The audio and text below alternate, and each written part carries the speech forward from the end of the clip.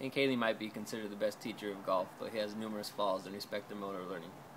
First off, he gives too much feedback too often, and usually there is no time delay when he gives feedback to Barkley right after he hits a ball, which leads to no discovery learning for Barkley.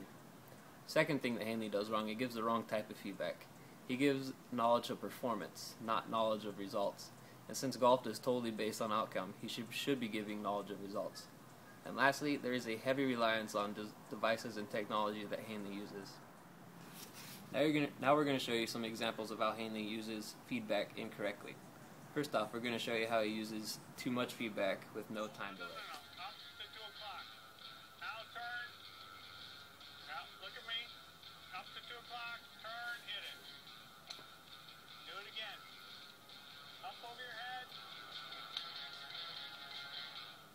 Eyes toward me. Hold on. Whoa, whoa, whoa.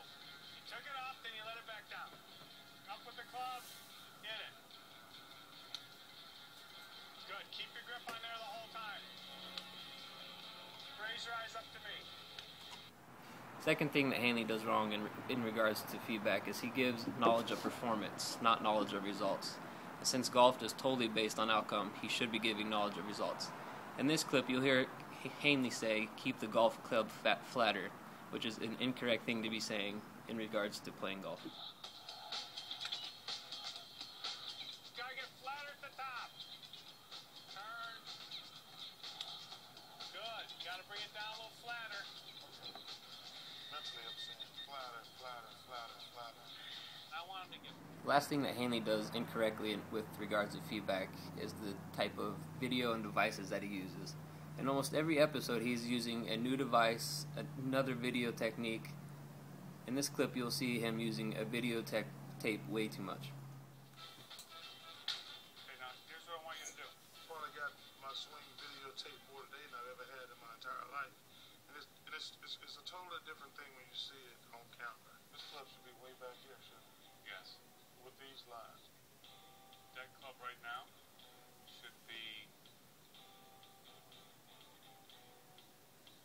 Over there? right there. Wow. There's no way you can get it. It's right by my ear. Tigers. Hank Haney tends to give verbal instructions more toward the internal focus of attention as opposed to external focus of attention. He even said, rule number 1, think about what you're doing. Rule number 2, don't forget rule number 1. In the following clips, you're going to see some examples of the internal focus of attention type of verbal instruction. Rule number 1, think about what you're doing. Rule number 2, don't forget rule number 1. Keep moving. I want you to make sure your head stays up. Up. Okay? As high as you can be. You feel where I am here? I want you staying up there at that level. Stay up there. Up, up, up, up, up, up, up. Square your left hand. Me comes to a complete stop. So as you've seen in these clips, Hank Haney tends to give a lot of verbal instruction geared more toward the internal focus.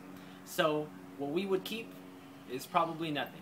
We would just completely change everything. We would give more instructions geared toward external focus. So for example, 4 things we came up with were the golf club, the ball, the flag, or where you wanted the ball to go.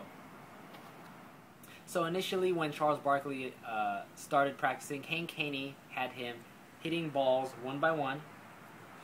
And with this type of practice, you want with a beginner because it's low CI and low variability. Now in terms of the progression of the practice, we feel that Hank Haney did do it well in terms of motor research because when you're in a game type situation, which is more toward the end, it's high variability and high CI, which is really good for learning. So once again, if I was structuring practice for Barkley, I would use more knowledge of results, not knowledge of performance. I would say something to Barkley like, here, you hit this ball within 5 feet of the hole, that's excellent. Or, you made this pitch shot 2 feet inside the hole, which is excellent. So if I was structuring practice for Charles Barkley, I'd probably offer him the opportunity to have learner-controlled feedback, which is when he requests, when he wants feedback from me. We've learned that this has the highest inference of motor development.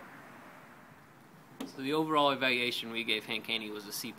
We gave him this grade because he did many things incorrect with regards to feedback, internal focus of control, and his over-reliance on video. The one thing that we felt that he did correct was his progression of practice. At the very beginning, he had Barkley in a low CI and low variability, but he ultimately progressed this through the episodes until Barkley was scrimmaging all of his friends, which is high CI and high variability.